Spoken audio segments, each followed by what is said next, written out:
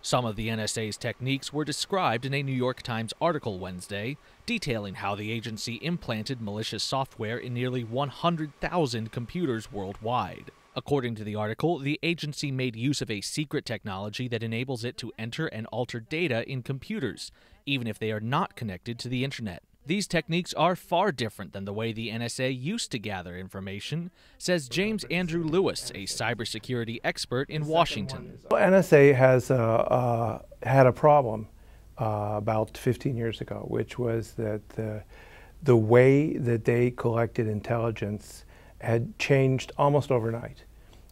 It went from being, microwave long-distance phone calls and a very old sort of telecom-based approach to the internet. The internet, he says, has never been secure. There's some programs that take advantage of the fact that the internet is not secure and may not be secure in our lifetimes. So a lot of places, including the US, have decided the way to make yourself secure is not to connect your most vital networks, your most vital processes. Lewis says the NSA has developed such complex techniques to hack into targets that are off the grid, they sound like they were ripped from the pages of a science fiction novel. That when you type on the keyboard, it emits a little electronic signal, very faint. It's possible to collect that signal. We do it, the Russians do it. Lots of countries can do this. I know, for example, in the Russian case, they at one point were collecting the radiation from the keyboard off of the windows of the American embassy. A lot of people are familiar with the fake rock that they probably keep their house key in.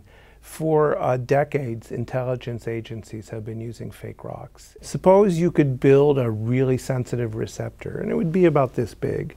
And suppose then you put it inside a plastic rock, and you threw the rock outside of, say, an Iranian nuclear weapons facility that was not connected to the internet.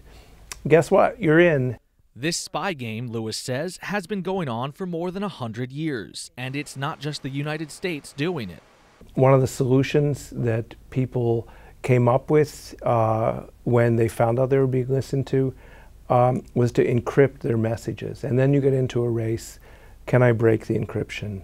Can I make the encryption stronger? This has been going on for a century. This is just too important for nations, not just the US.